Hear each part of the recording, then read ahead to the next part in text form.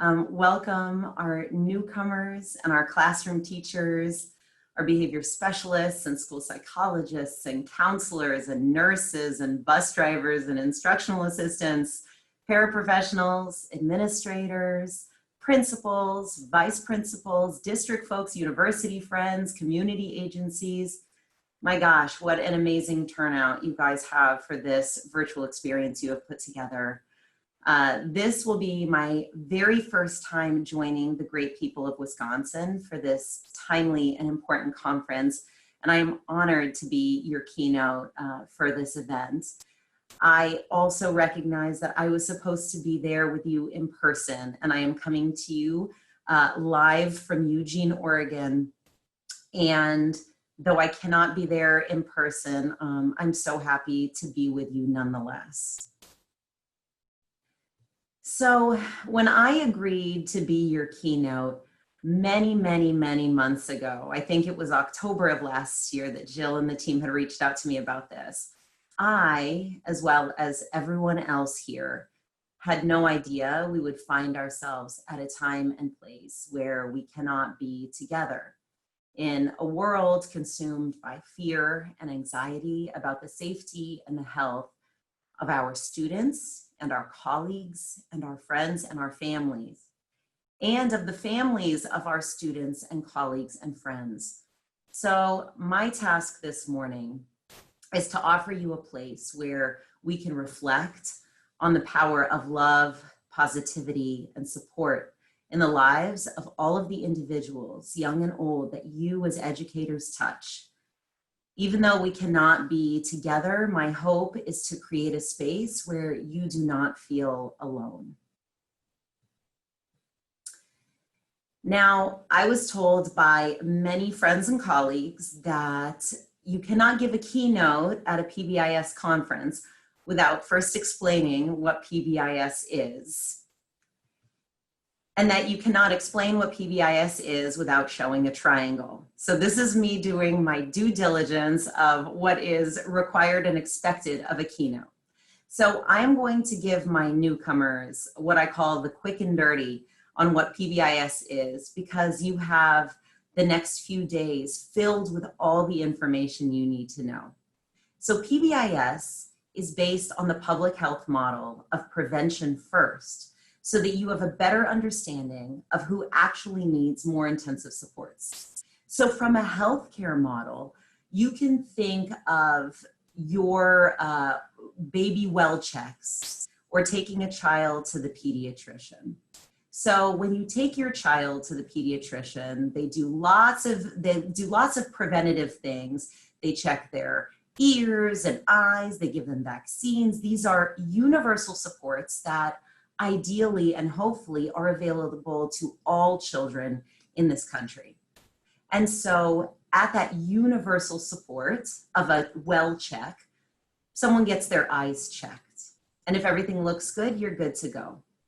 But if the doctor notices something in your children's eyes, they will then refer you to an ophthalmologist, okay? So now we've moved from the universal level to our targeted level, because not everyone goes to the ophthalmologist, only people who might need some support with their eyes. And so the ophthalmologist checks your child's eyes and may outfit your child for glasses. That would be thought of as a targeted level support, something that's available to some individuals. It's easy to access, not too expensive, but not everybody needs them. Well, if the ophthalmologist notices something really concerning, say a detached retina, I have to say as a disclaimer, I am not a medical doctor. I am a science doctor, so I don't even know if detached retinas are a thing for children. But if they do notice that, they might refer your child for surgery, right? This is an intensive level intervention, something that's only available to a very few number of individuals, because not everybody needs that. And so within this model of prevention first, we have these multiple levels of screeners to identify who does well with those universal supports of just getting regularly checked up, who needs more support on top of that, and the few individuals that need intensive supports. So in a PBIS model, this typically looks like preventative practices at the universal level, such as teaching, modeling, and reinforcing classroom expectations for all students, celebrating the things that they're doing well, pre-correcting issues before they happen, versus small group instruction, that targeted level, for students who may need more practice, versus a behavior support plan for children who may need intensive level individualized interventions that might involve one-on-one supports, meetings with parents. Can I get a hand raise if everybody's with me on this?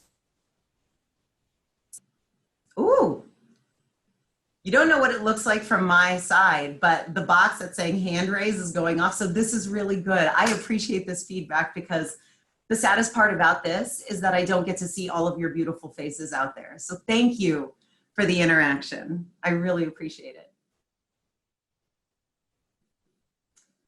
And the impact of PBIS on student outcomes is strong. We have 20 plus years of research on PBIS. And we know now from all of the science on the implementation of PBIS that successful implementation of PBIS has been associated with decreases in office discipline referrals, increases in academic achievement, increases in social and emotional competencies, increases in school safety. This is what an evidence-based framework looks like. When people are looking for evidence-based supports, this is what we want to see, that those outcomes that we want for our children, to feel safe, to feel included, to thrive academically, to feel like their social development is flourishing. We want to see that from the practices we put in place. We have also learned so much from the research on what impacts the sustainability of PBIS. We know that administrator support is critical. If I do like this with my cursor, can you see what I'm pointing to? Can I get a hand raise? Awesome. So we know from studies that one of the greatest enablers of sustainability, the greatest, is administrator support. We also know that it is the #1 reason why schools abandon PBIS. In a study that we had done with a national sample of PBIS schools across the country, including a large number of schools from the beautiful state of Wisconsin, we learned that the majority of schools that abandoned PBIS said they did so because they didn't have administrator support. We know that the second year of implementation is the hardest. And most often when schools decide to walk away from implementing PBIS. Because for those of us who have gone through the stages of rolling out each tier of PBIS in schools, we know that year 1, we typically give ourselves a break on it. We typically are not too hard on ourselves when it comes to our score on our fidelity measure. But by year 2, we want to see that our hard work is paying off. And if we don't, a lot of times that's the moment in which people throw their hands up. But we also know that if we make it through those first 4 years, virtually no school abandons PBIS from year 4 of implementation on. We also know that if we build from strong teams, and not just individuals implementing on their own, but teams guiding this work, we are likely to sustain all of our efforts through one of the biggest challenges in our schools, which is turnover of our critical staff, including turnover of our administrators and our leadership. I have a colleague by the name of Kent McIntosh, who oftentimes says there are 3 things that are guaranteed: death, taxes, and attrition. We're all gonna die, we all have to pay our taxes, and attrition. Good people are going to leave our schools and are going to take jobs elsewhere. And so being able to have a team that can guide us through those humps of losing people is really, really important. Both teams at our schools and at our district level, to make sure that there are equitable supports across our buildings. We also know that the classroom is the heart of our schools, and what our teachers do makes a tremendous difference when it comes to creating and sustaining a positive school culture. That when we look across classroom practices and we ask what best predicts sustained implementation, what helps us sustain PBIS the most year after year, our research shows us that it is having acknowledgement and celebration of expected behaviors in our classrooms, that it is having instructional materials match the abilities of our students, and that having access to assistance and coaching is critical. We also know that schools in big cities struggle the most with keeping PBIS alive. In one study we did examining data from over 900 PBIS schools across the country, we found that big city schools were almost 13 times more likely to abandon PBIS than any other school. And this was after controlling for other predictors that people typically think of, like Title I status or grade levels served. But the amazing thing is that thankfully, researchers have pointed to practices that can help big city schools and those with a lack of administrator support overcome those barriers. Things like coalition building, bringing groups of people together, increasing the dosage of supports of coaching that these schools receive, building new educator skills, because we know that turnover in big city school districts is very high.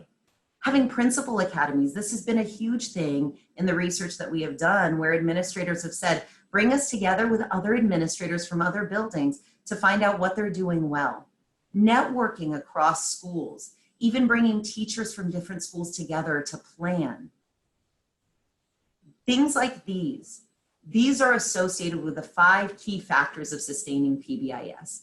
Contextual fit, making sure it fits the context of your school, that it's a priority, that the things that you do are effective at getting to the outcomes that you want for your children and for your staff, that it's easy to do and efficient, that while it costs resources in terms of time, it should not cost a ton of resources in terms of money, and that we are continuously regenerating our work and making it better.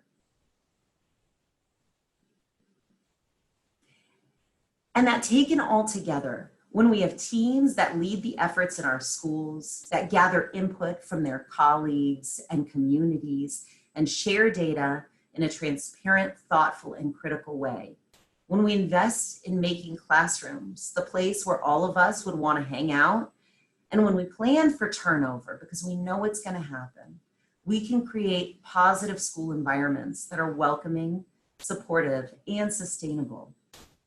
But you know, this is not going to come as a surprise to you, that PBIS is not perfect. Even with all the research and evidence of its effectiveness, PBIS has room to grow, just like all of us. So when Rob Horner, one of the founders of PBIS and my mentor, was asked if he thought schools would be implementing PBIS in 20 years, he famously responded, no, they'll be doing something better. So what does it mean to move PBIS forward, to adapt to the times? Well, I would like to propose that first we update the color scheme of our triangle. I'm kidding. This is what happens when I get too creative and dive way too deep into creating my PowerPoint slides. But if you'd like to update the color scheme to match my triangle, show me a raise of a hand.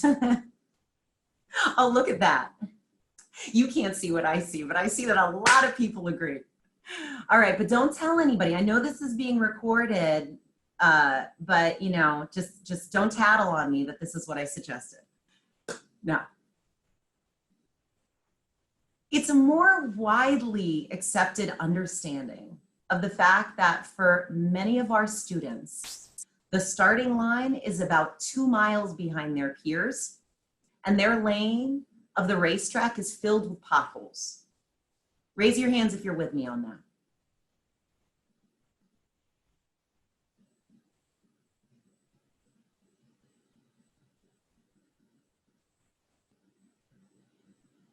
And within PBIS, This is what I think about when I think about what does it mean to be doing something better in 20 years?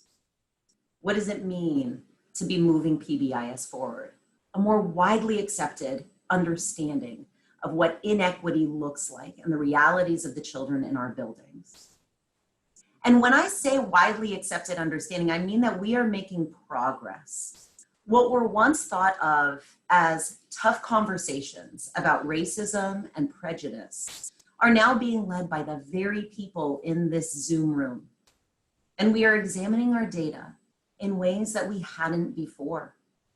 We have folks at the school and district level collecting and disaggregating discipline data to identify racial disparities in their school discipline, examining their own implicit biases and how those biases impact our students of color in a very different way than their white peers. The beautiful thing that I see about how people are using their data is that even by disaggregating it and having these thoughtful conversations, people can identify the times of day, the windows of time in which their biases are more likely to come into play.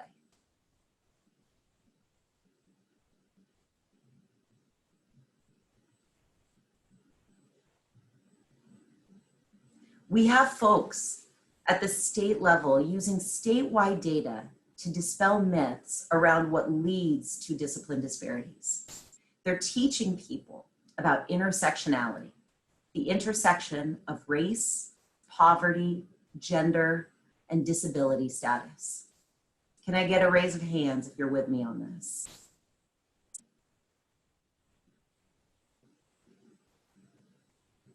I can't see you, but I feel you. I see the numbers of raised hands ticking, and I just want you to know I am so happy you're here with me.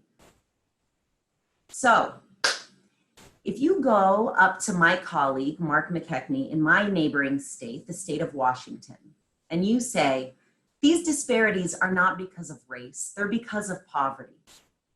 He will tell you that our African-American students, so you can see on this graph, the blue is our African-American students, and our Native American students not living in poverty still experience exclusion from the classroom at a higher level than their peers.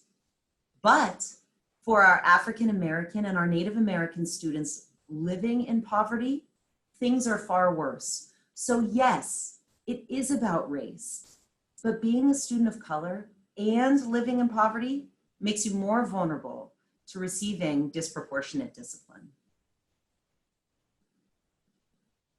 If you go up to Mark and you say, these disparities are not because of race, they're because students are coming to school not ready to learn, which, let's be honest, is often code for disability or lack of access to quality instruction. Are you with me on that? Show me a raise of hands. We have to listen for the code that people use when they're describing our children who are struggling, not ready to learn. Who's ever shown up anywhere not ready to learn? What kid walks into a building and says, I am not ready to learn today. I got here, I took 3 buses, but no way am I ready. No, we know that that is code. So if you go to Mark and you say it's not because of race, it's because of disability, he will tell you and will point to their graphs from the state of Washington and will say that our African-American and Native American students without disabilities still experience exclusion from the classroom at higher levels than their peers. But when you look at our African-American and our Native American students with disabilities, things are far worse. So yes, it is about race. But being a student of color and having a disability, both, that intersection of race and disability makes you more vulnerable to receiving disproportionate discipline. Are you with me on this? Are you seeing this in your districts? Do you feel me?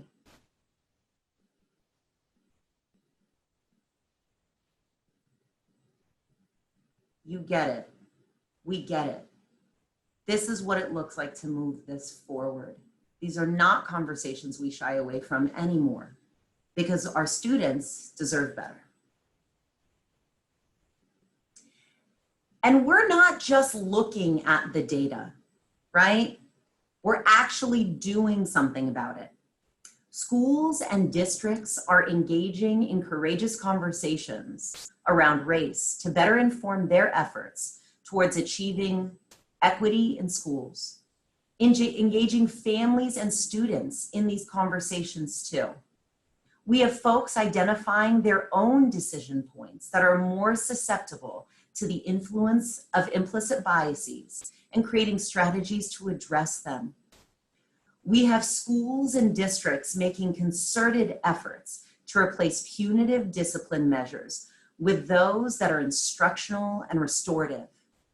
We have educators that are diversifying the art on the walls in their classrooms, the books on their shelves, because they get that representation truly, truly matters to children.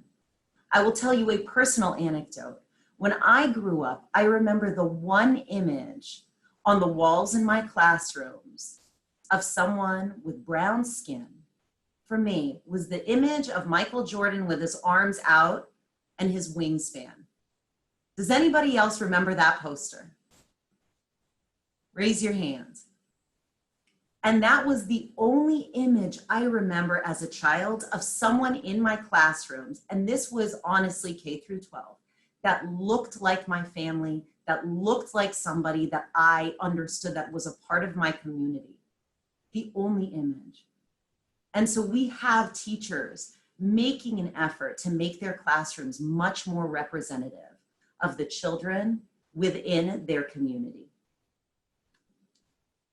And we have folks developing a better understanding of the detrimental impacts that prolonged exposure to stress and trauma has on the development of the human brain.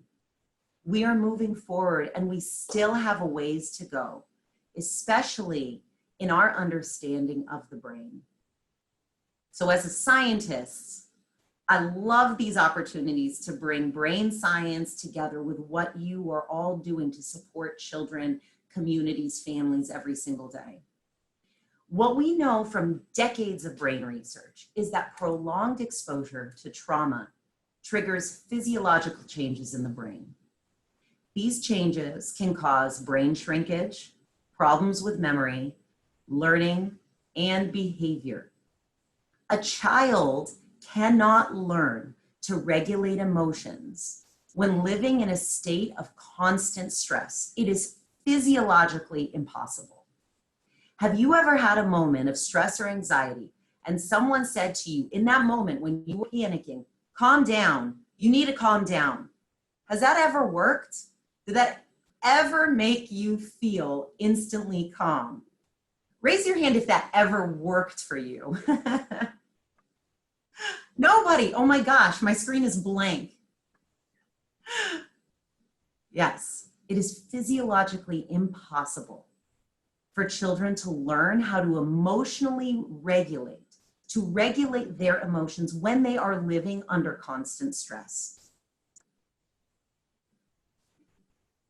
Because when we think about someone telling us to calm down in a moment when we are stressed, not only can we not calm down in those moments, we cannot focus. You don't need to be a neurologist or a brain scientist to look at these two images and know which one is engaged and firing and which one is not. A hand raise if you're with me on that.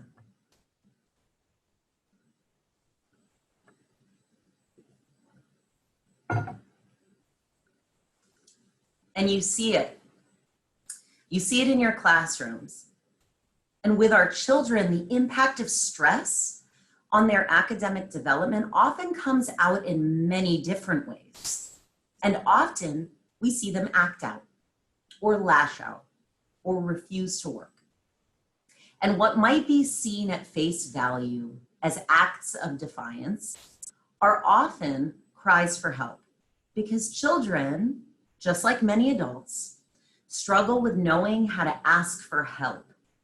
So looking beyond the behaviors to truly understand what is going on is a skill that comes with having strong relationships with kids and seeing them as humans who are desperate to succeed, but may not yet have the tools to do so, right? I will go out on a limb and say all of our children, just like all of our adults, are desperate to succeed and do well in life and find their path, but they may not have the tools to do so yet. This right here is an example of a reconnection card that we use in our ESLA intervention to support students with making amends with their teachers. And as you can see, this student was sent out of class for doing something that most of us would describe as probably irritating, but not hugely problematic, okay? So the fact that this kid was kicked out is another conversation. But the student wrote that while in the office, he learned not to tap his pencil and have his head on his desk. He said that he can make things better by copying the notes on the board. And here's how he's going to try and prevent this from happening again. Next time I'll copy the notes on the board and not have my head on the desk and not tapping. In order for me to be successful, here's the support he needs from his teacher. Show me how to do this in a way that I understand. And in this optional part, it says something else I want you to know is that I have no clue how to do this type of math. Now think about the connection between what he is struggling with academically and his behaviors. What do we often do when we're feeling exhausted or stressed out by a task? We get fidgety, we need to rest, we put our head in our hands. These are common signs that we are struggling with something. And of all the students to be sent out of class, it's the one who is struggling with the math content the most and needs to be in class the most because of that. That is why having avenues for us to check in with our students is so important, because it shouldn't have to take getting kicked out of class for a teacher and student to come together on what the student actually needs. We want to help and ensure and support students and provide them multiple ways of showing us that they don't know how to do this type of math and they need support in figuring it out and learning it so that they don't engage in behaviors that drive their teacher nuts. So what makes class a welcoming and supportive place? Well, we also know from students that oftentimes what they need is quite simple, but hugely impactful. And we know this because in focus groups that we did with 8th grade students related to our ESLA intervention, we asked them this simple question: what makes class a welcoming and supportive place? And I'll share a little bit of what our students had said, their direct quotes. This student said, Mr. Jones has this thing where every Monday he'll let people talk about what they did over the weekend. We'll just spend the first 15 minutes of everyone talking about what they did. Multiple students echoed this sentiment. When teachers admit that they make mistakes, that just calms you, that you're not alone. We had tons and tons of 8th grade students talking about feeling like they can relate to certain teachers because they acknowledge, you know, sometimes I use bad words, but in class, it's not appropriate, right? That they make mistakes too. And another student said, I feel that when a class is welcoming, it's easier to focus and not as stressful, unlike a class that isn't welcoming. A way that a class can be welcoming is when a teacher greets you every day and supports you and helps everyone out. It truly makes a difference. Students never described things that felt impossible or too intensive or too individualized. They just wanted human connection. Who's with me on that? Human connection is what our students asked for. Yep, I see you. I see you guys raising your hands. You get it.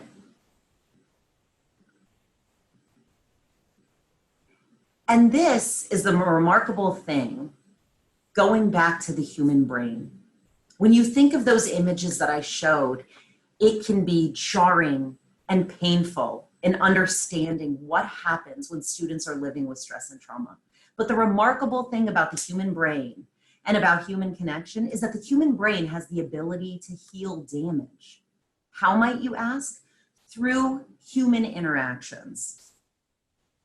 We have hormones, happy hormones, that make an actual difference in the physiological development of our brains. So let's start with endorphins. These are the calm hormones. And we see them generated in children just like adults when we do things like play, recess, PE, physical activity, running around. We know it makes us feel good. Oxytocin is that love hormone. And we get boosts of it, and our children get boosts of it. When they are greeted, when they're hugged, when we check in with them, when we ask them how they're doing. Dopamine is our reward hormone. And how do we experience dopamine? What boosts it up?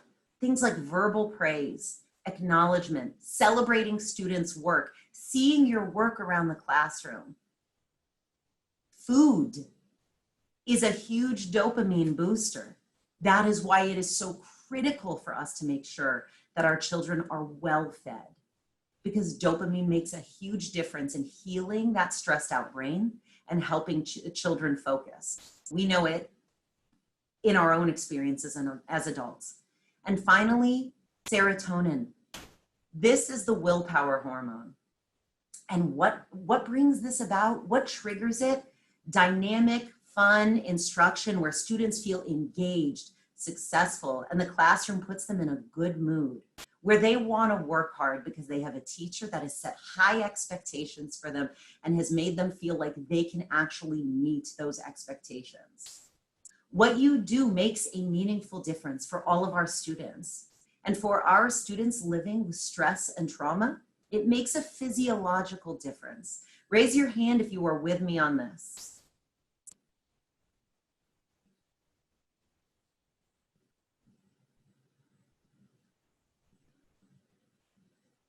Thank you. Thank you for the interaction. These things are not just touchy-feely, people. This is science. Science of the brain and science of human behavior. Research has shown that the simple act of greeting students at the door by name, saying, "Good morning, Jill. It's great to see you today." Just that simple act of greeting students at the door is associated with improvements in academic engagement and decreases in disruptive behaviors. If you can see this graph and my cursor, look at the remarkable difference between a large group of students who experience business as usual, and this first graph says academic engagement, the bottom one is disruptive behavior. And the top bar going up in this one is the improvements before and after just implementing universal greetings at the door in these school buildings, the improvements in their academic engagement, and the decreases in disruptive behavior. This is what we're talking about when you make the smallest change that gives you the biggest bang for your buck. Just greeting students at the door. This is a graph, and this is the type of research that needs to be shared more widely because it's simple. These are the simple things that we do that make a huge difference. And how else can you help a stressed out brain? Through the relationships that you build, through reducing your students' level of stress when they come to school each morning, calming the chaos in their minds, building trusting and supportive relationships with them, providing them with dynamic learning experiences, and giving them the space and support to make mistakes, learn from those mistakes, and celebrate their successes. Who's with me on that?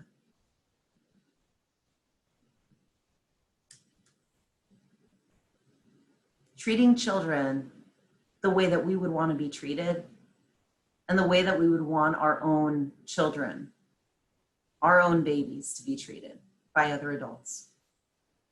Simple. It is simple, but it takes that perseverance, and it's not always easy. But let me tell you, I'm going to tell you the naughty little secret about PBIS that we often don't speak out loud. PBIS is about changing adult behavior. We focus so much on student behavior, but truthfully, PBIS is about changing adult behavior, because this is what impacts student behavior. When a teacher engages students by reading a story with flair and excitement, student behavior is exceptional. When a teacher reinforces the heck out of a class for working hard and celebrates their work publicly, student behavior is exceptional. When teachers put a concerted effort into boosting up the kids that they know struggle, not waiting for them to struggle, but setting them up for success, behavior is exceptional. A beautiful example of that is when students are greeted at the door and there is a student that a teacher knows has struggled either with getting there on time or getting to work when they get to their desk. And you have that teacher stand at the door, and that student, Susie, walks up and the teacher says, "Good morning, Susie, it's great to see you." And then primes Susie with what they're going to be covering in class. Susie, who may be struggling academically. The teacher says to Susie, "So Susie, today we are going to be learning about Egypt. And we're going to be talking about the Nile River. It's this river that flows through Egypt, longest in the world. And when we get to that point, I'm going to ask the students if they know the interesting name that's given to the southern part of Egypt. It's actually called Upper Egypt, Susie, because the Nile runs from south to north, okay? So when I ask, does anybody know the funny little name, the name that's given to southern Egypt? I want you to raise your hand and say Upper Egypt, okay? So that teacher primes Susie, has planted a seed, and Susie takes a seat. And then the teacher begins the lesson and starts talking about Egypt and says, you know, there's something really interesting about Egypt. There is a name that's given to the southern part of Egypt. Does anybody know what it is? And Susie's hand goes up and Susie says, Upper Egypt. And the teacher in front of everyone says, Susie, excellent, that's right. Because the Nile runs from south to north. And what happens? Damon, who is the student in class who has the answer to everything, looks at Susie like, how in the world does she know that answer? And then Susie in that moment not only gets a ton of positive attention from the teacher, but from her peers, and you've got Susie captivated.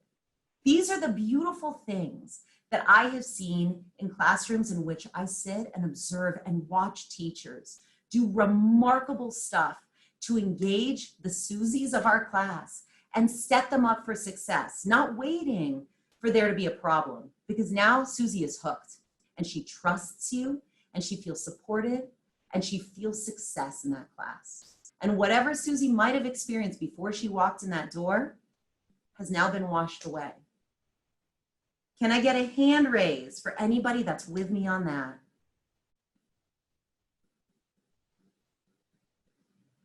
Oh, I love it. Thank you for the participation. Yes, we get it. So when we talk about PBIS being about adult behavior, one of my favorite quotes that speaks to the power of your behaviors on the behaviors of your students is this. I've come to the frightening conclusion that I am the decisive element in the classroom. It's my personal approach that creates the climate. It's my daily mood that makes the weather. As a teacher, I possess a tremendous power to make a child's life miserable or joyous. I can be a tool of torture or an instrument of inspiration. I can humiliate or hurt. I can humiliate or humor, hurt or heal. In all situations, it is my response that decides whether a crisis will be escalated or de-escalated, and a child humanized or dehumanized. In our focus groups with 8th grade students, one of the biggest barriers that they described to not wanting to come back to class after an incident occurred was being called out and humiliated in front of their peers. Nobody would want that. Not adults, not children. Are you with me on this one? Show of hands if this quote resonates with you.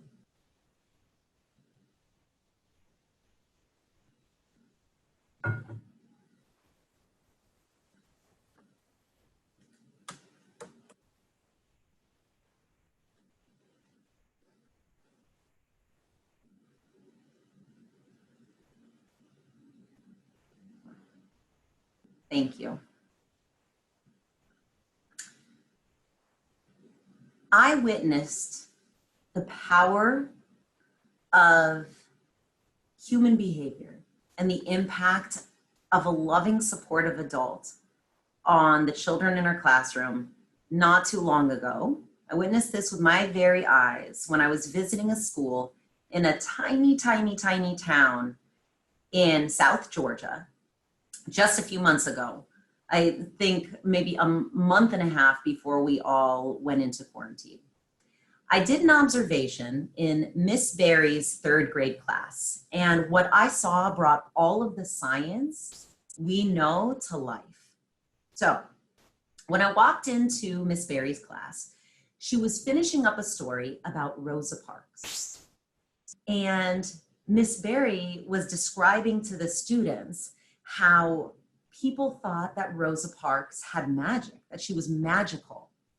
And the reason that people thought Rosa Parks was magical is that many people don't know that she was this remarkable seamstress, that she could tailor a perfect suit to fit a man without ever measuring him, just by looking at him. And the kids were just very much into the story, and they were finishing this up, and it just sparked my attention the way that she was talking about Rosa Parks. And then they transitioned into a book called The Miraculous Journey of Edward Tulane. And before even cracking this book open, Miss Berry had the kids describe to her, from just looking at the cover of the book, things that stood out to her. So students were describing things like, oh, I see a bunny rabbit. It looks like somebody might be in on the inside. And then a student said, that bunny is wearing a really sharp suit. And Miss Berry said, you're right. I bet that bunny knew someone like Rosa Parks who could tailor such a perfect suit. She was connecting text. She was connecting a text about Rosa Parks to a book that the students didn't even know anything about, just by studying the cover of the art on the front of the book. And then she said to the students, is there anything else that you noticed about the cover of this book? And then this kid shot up. He got so excited. In fact, he not only raised his hand, he stood up out of his chair and he goes, ooh, the author is Kate DiCamillo. That's the same author that wrote Because of Winn-Dixie. They had finished reading Because of Winn-Dixie, and the kids had loved this book. And one of the students was making a connection, now understanding. And you think about that, if you loved a book written by Kate DiCamillo, chances are you were excited now already about this book without even opening it, just knowing that it was the same author. And Miss Berry said, you're right. You're right. It is also written by Kate DiCamillo. We love her books. And I am sitting there doing this observation, but as a mother, you know, I'm writing down the names of every book that they're reading because I wanted to check them out from the library here in Eugene to read to my kids.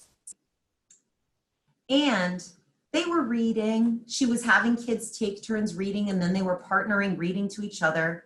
This teacher who had already connected 3 different texts, who had already captivated the class. And at a certain point, the kids were noticing that there's a stranger sitting in this classroom. And they were like, who is this lady? So Miss Berry had asked me to introduce myself. And so I stood up and I said, "Hi, my name is Rhonda. This is Miss Berry." This is a picture of beautiful Miss Berry. And I was seated right next to this map.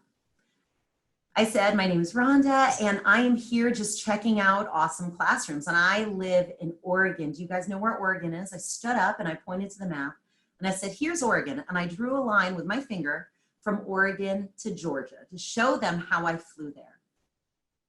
And you may notice that this map has sticky notes on it, okay? And when I drew my finger like that, a student spoke out and he said, "When you flew here, you passed the Pawnee." And he was right. So they were in the middle of learning about different tribal nations and their sacred land throughout North America, actually throughout America. And I said, "Yes, you're right. I did pass the Pawnee on my way coming here, just from this map with sticky notes." Now, let me tell you, the one who called out would probably have been labeled as the most disruptive student in class, because when I was observing, he disrupted Miss Berry's instruction quite a bit. But this young man was 100% disruptively on task, okay? I would describe him as disruptively on task because this student was transfixed by Miss Berry. And that sweet boy had the answer to every question and an anecdote to go with every page of every book that they looked at. This is a student that we would describe as attention maintained. He loves attention, but whose attention did he want the most? Miss Berry's. It was so obvious that he cared so much about what she thought. And during a moment when he shot his hand up to answer another question, she walked over, put her hand on his shoulder and said, "All right now, I want you to leave room for other students to speak." Miss Berry, in this moment of calm redirection, was teaching self-regulation. You remember what I said earlier about how a child cannot learn to emotionally self-regulate when under stress? Think about what Miss Berry did. Teaching self-regulation happens in those calm moments when a relationship of care and support is already established. And what did this young man do? He left room for others to speak, a skill that many of us have to actively practice, even in adulthood. Who's with me on that?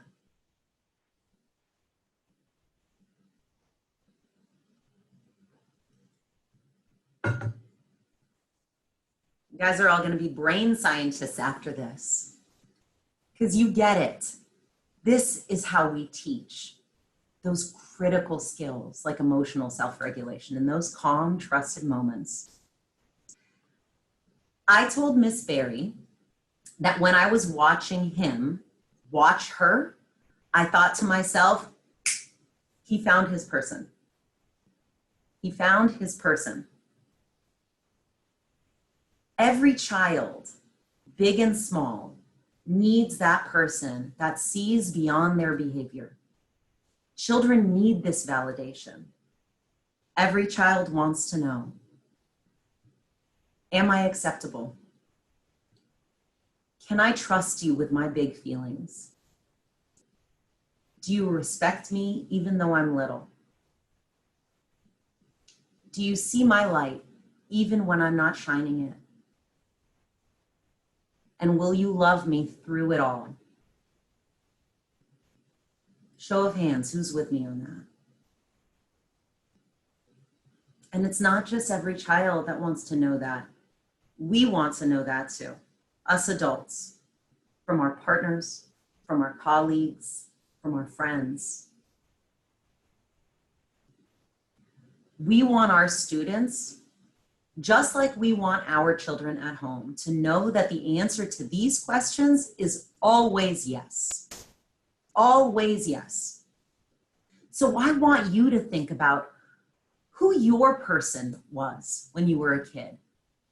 And are you that person for someone? Because if you are, and I bet you are, even more than you probably know, you have the power to positively impact the course and the trajectory of their life. I want to share with you who my person was, because I think it's important to make these human connections. Her name was Mrs. Swanson, and she was my third grade teacher. She was also the first teacher to make me feel like I belonged. So a little personal background. My parents immigrated to the United States, my mother and father from Egypt. And the town we grew up in was, there had never been other immigrants at that time to come to this town, okay? I spent my elementary school years knowing that we differed from everyone in every possible way. And I was aware of these differences every single day. We were brown, we spoke another language, we had extended family living with us, I wore hand-me-downs, and this curly hair of mine was in a little afro. And when I walked into Mrs. Swanson's classroom, the first thing she commented on was that she heard that I was a fantastic artist. And it meant everything to me. And boy, did she know how to make a kid feel special. I remember how she always crouched down to my height to speak to me. And I remember the smile on her face, how she laughed at my jokes, how she raved about the baklava I made with my mom. I brought it to her one time. And after she told me how delicious it was, I ended up bringing her a plate of baklava for every single holiday. I think my mother also helped me make it in times in which I got in trouble with the hope that this is the way in which we communicate our apologies and ask for forgiveness, is through food in many cultures. And she made me feel like a math wizard. Miss Swanson made me fall in love with learning. And when I was in her class, the ever-present differences between me and the blonde, pigtailed children, all of those differences faded away. Those differences that I was aware of every minute of every day. And I am forever grateful for my third grade teacher, for Miss Swanson. I'm forever grateful for spending that year with her because she changed the course of my life in ways that she may never know. And you may never know when you think about the children that you may have impacted. Every child deserves a Mrs. Swanson. Every child. And some kids experience having lots of Mrs. Swansons, and some kids are lucky to have one. Who's with me on this?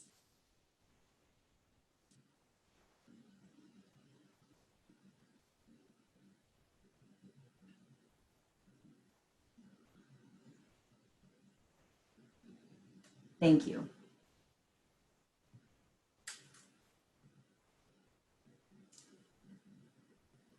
Why does every student need a Mrs. Swanson, especially those who struggle to find their person? Because our students need you. And going into this year during an unprecedented time in our lives and in the history of the world, the voices and experiences of the children in our schools, seeing them, hearing them, and being there for them will be what matters most. And that's not an easy undertaking at all.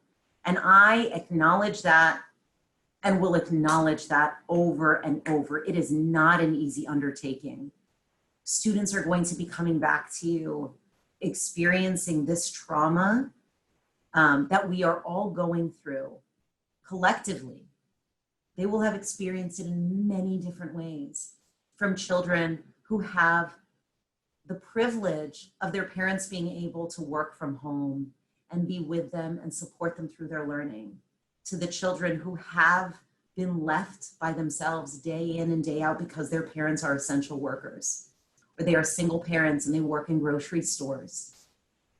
We will have children who feel like they took many different wonderful outings and had this time to really, truly bond with their family, their siblings, their parents, perhaps their grandparents, and others who experienced abuse and neglect during this time, and food insecurity in ways that no child and no human being should ever have to experience.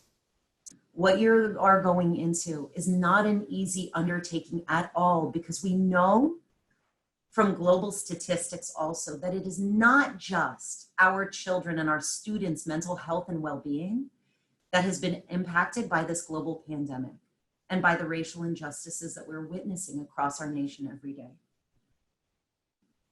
Our mental health and well-being has been impacted too. Ours, the adults that are on this call. Who's with me on that?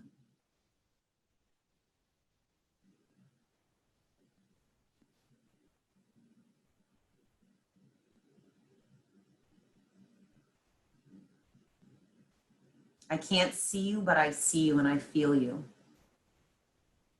through the raised hands and the feedback. Thank you. So being there for your students, to connect with them, to listen, to support, whether in person or virtually, will mean everything to them, especially those that have been impacted the most. But also in that process, I urge you to take care of yourself, to attend to your mental health needs, to seek support and love and ask for the help you need with no shame.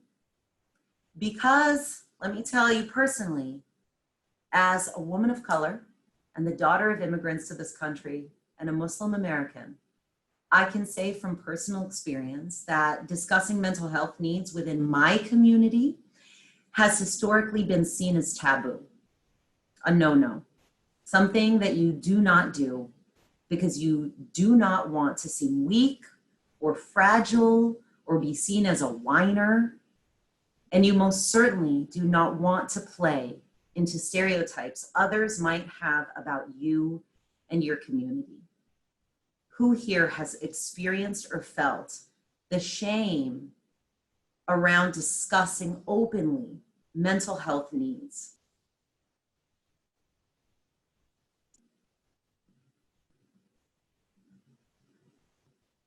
You are not alone.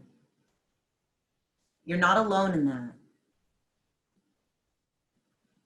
Well, I'm here to tell you that there's strength in being honest about your struggles and reaching out for help and finding your community and doing what you need to do to take care of yourself.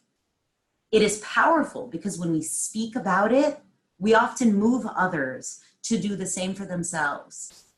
And I have seen that happen in my closest circle of girlfriends, amongst my sisters and cousins. I have seen that actually happen when one person speaks up, especially now. At this point in our life, what do we have to lose? Things are in a place that they never have been before. But when one person speaks up, it gets others to speak up.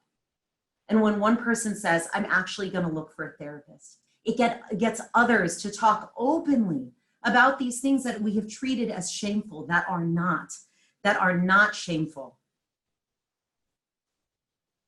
How can we show up for them if we don't show up for ourselves first?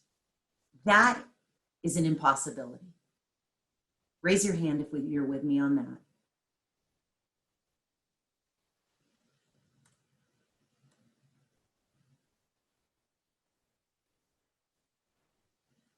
I think it's also important to acknowledge that those same discomforts around mental health, speaking about mental health and seeking support, are not only experienced by us adults, they're experienced by our students too. And so being vocal and honest about the need for mental health supports not only benefits you, it benefits your students as well. And I, for one, cannot think of better role models for self-care and support and love than the very people these beautiful students already look up to and admire. Their teachers, the people that they are around every single day. With that, I want to say thank you. Thank you for showing up today so that we may learn together. Thank you for showing up for our children and for doing all that you do every day to ensure that this next generation grows up to be better than us, the thing that we hope for the most. I hope you enjoy the virtual conference, and I wish you all the safest and healthiest school year.